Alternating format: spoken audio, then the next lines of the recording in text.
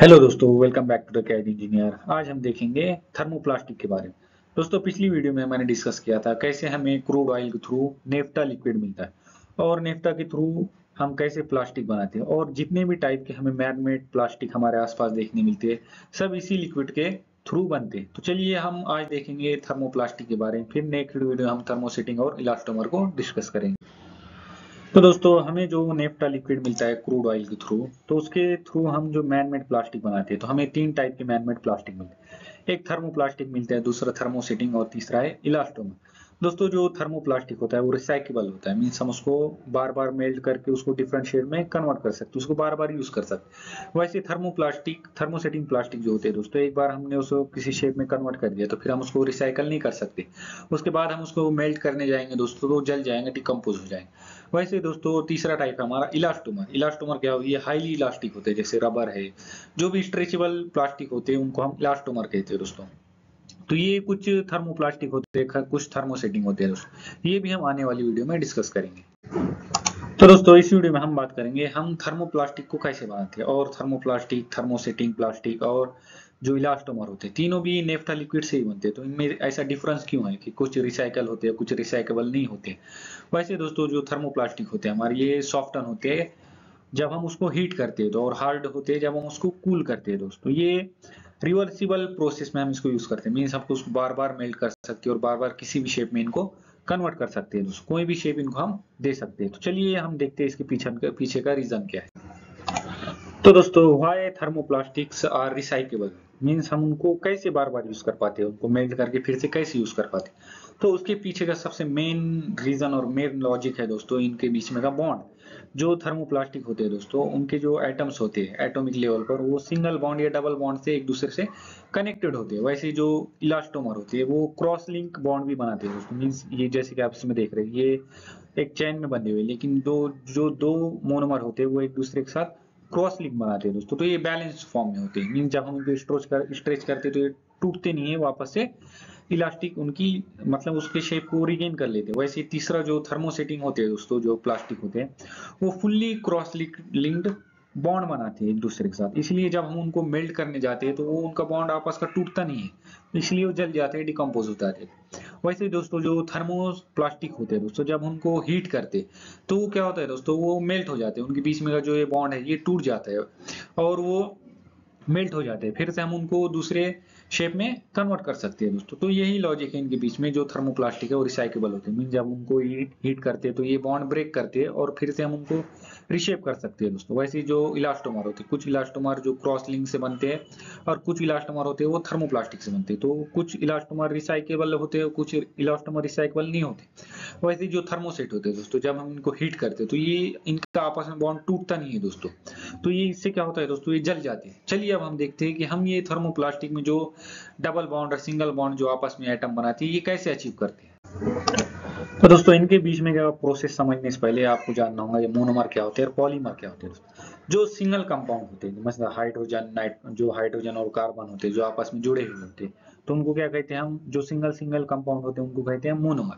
फिर जब ये हम इनको हीट करते हैं तो ये क्या होते हैं, इनके बीच में रिएक्शन होना स्टार्ट होती है और ये आपस में जुड़ना स्टार्ट होते हैं। फिर ये जुड़कर जब शेप बनाते हैं तो आपस में लॉन्ग चेन के थ्रू जुड़ जाते हैं, तो फिर हम इनको क्या कहते हैं? पॉलीमर कहते हैं दोस्तों। फिर हम क्या करते हैं, इनके थ्रू इनको जब कूल डाउन करते हैं तो ये एक सॉलिड फॉर्म में आ जाते हैं, जिसे पार्टिकल हम कहते हैं या पेलेट्स कहते हैं। ऐसे फॉर्म में ये हमें मिलती है, पाउडर फॉर्म में। फिर हम उनको मेल्ट करते हैं, फिर हम उसे इंजेक्शन मोल्डिंग या जो भी मोल्डिंग के थ्रू हम क्या करते हैं, उनको कोई भी शेप में कन्वर्ट करते हैं और हमें हमारा फाइनल प्रोडक्ट मिल जाता है। अब इनको मैं बहुत ही आसान एग्जांपल के थ्रू आपको समझाता हूँ दोस्तों। ये मोनोमर क्या होती है, पॉलीमर क्या होती है और चेन रिएक्शन क्या होती है आपस में। तो हम यहाँ का क्या करेंगे, वाटर और आइस का एग्जांपल लेंगे दोस्तों। जो वाटर होता है दोस्तों, तो इन वाटर का कंपाउंड क्या है दोस्तों? H2O, जिसे हम वाटर मॉलिक्यूल कहते हैं। तो ये क्या है दोस्तों, जब ये लिक्विड फॉर्म में होते हैं तो इनको हम क्या कहेंगे? मोनोमर। ये आपस में जुड़े हुए नहीं होते, इसलिए लिक्विड फॉर्म में होते हैं और इजीली हम इनको मीन्स गिलास में लेकर पीते हैं, क्योंकि ये जुड़े हुए नहीं है आपस में। इसलिए जब आप देखोगे कि हम जब किसी वाटर बॉटल से पानी पीते तो हम आधा भी पी सकते हैं या पूरा पी सकते हैं, तो वो आपस में जुड़े हुए नहीं होते। तो वैसे ही दोस्तों, जब ये आपस में जुड़ते हैं तो फिर क्या होता है दोस्तों, एक जब हम इनको फ्रिज में रखते हैं दोस्तों, तो फिर हम जब ये इनको कंडेंस करते हैं, मींस कूल डाउन करते हैं, तो फिर क्या होती है, इनके बीच में चेन रिएक्शन स्टार्ट होती है। चेन रिएक्शन स्टार्ट होने के बाद क्या होते हैं दोस्तों, ये आपस में जुड़ के क्या बनते हैं?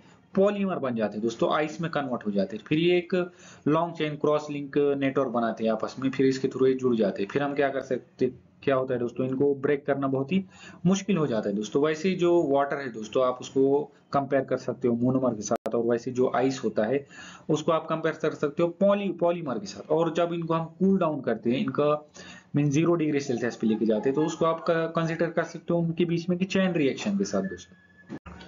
चलिए दोस्तों, अब मैं आपको समझाता हूँ कि जो थर्मोप्लास्टिक है वो हमें मीन्स लीनियर चेन उनकी कैसे अचीव होती है, हमें जो आपस में वो एक चेन के कॉम्बिनेशन में कैसे जुड़ते हैं दोस्तों। जो जो हमारे प्लास्टिक के मॉलिक्यूल होते हैं, ये सिंगल बॉन्ड और डबल बॉन्ड में आपस में कैसे अटैच होते हैं।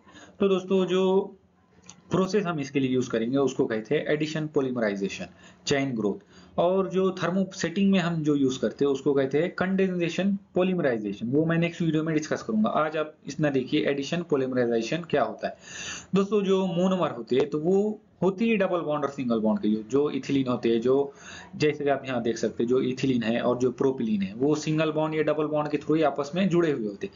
हमें क्या करना होता है, बस उसकी एक चेन बनानी होती है, उनको आपस में एक दूसरे के साथ जोड़ते रहने होता है। तो हम वो कैसे करते हैं दोस्तों, जब हम इनको जोड़ रहे होते हैं, जब हम इनको हाई टेम्परेचर पर हीट करते हैं दोस्तों, तो इनके अंदर क्या होता है दोस्तों, कुछ अनपेयर्ड इलेक्ट्रॉन होते हैं, वो चेन रिएक्शन को होने नहीं देते हैं। उनको क्या कहते हैं, हम उनको रेडिकल अटैक उसको कहते हैं। वो जो अनपेयर्ड इलेक्ट्रॉन होते हैं वो चेन रिएक्शन होने नहीं देते। तो हम क्या करते हैं दोस्तों, जो पेरोक्साइड है वो उसमें एज ए इनिशिएटर मिक्स करती है। हम जो हमारा जो मोनोमर होते हैं उनके साथ हम क्या करते हैं, इनिशिएटर पेरोक्साइड मिक्स करते हैं, फिर उसको हाई टेम्परेचर पे हीट करते हैं। तो फिर क्या होती है, चेन रिएक्शन होती है, जो मॉलिक्यूल होती है आपस में जुड़ना स्टार्ट होती है। फिर हम क्या करेंगे, और उसमें लिक्विड मोनोमर का लिक्विड ऐड करेंगे, इथिलीन या प्रोपिलीन ऐड करते जाएंगे। फिर क्या होगा, वो आपस में जुड़ते जाएंगे। ये हम क्या करते हैं दोस्तों, एक कंट्रोल टेम्परेचर और कंट्रोल प्रेशर पे करते हैं। फिर हम क्या करेंगे, उसको कूल डाउन करेंगे। जब हम उनको कूल डाउन करेंगे दोस्तों, तो हमें हमारा रिक्वायर्ड प्रोडक्ट मिल जाएंगे, मीन्स हमें जो ऐसे प्लास्टिक के पेलेट्स मिल जाएंगे। फिर हम क्या करेंगे, उसको मेल्ट करेंगे, फिर उसको इंजेक्शन मोल्डिंग के थ्रू हमारे फाइनल प्रोडक्ट में कन्वर्ट करेंगे दोस्तों। तो इसमें सबसे इंपॉर्टेंट बात ये दोस्तों, जो हम मोनोमर यूज करते हैं वो होती है डबल बॉन्ड और सिंगल बॉन्ड से आपस में जुड़े हुए। फिर हमें क्या करना होता है, सिर्फ उनके एक चेन बनानी होती है, एक चेन रिएक्शन के थ्रू उनके एक चेन में कन्वर्ट करना होता है।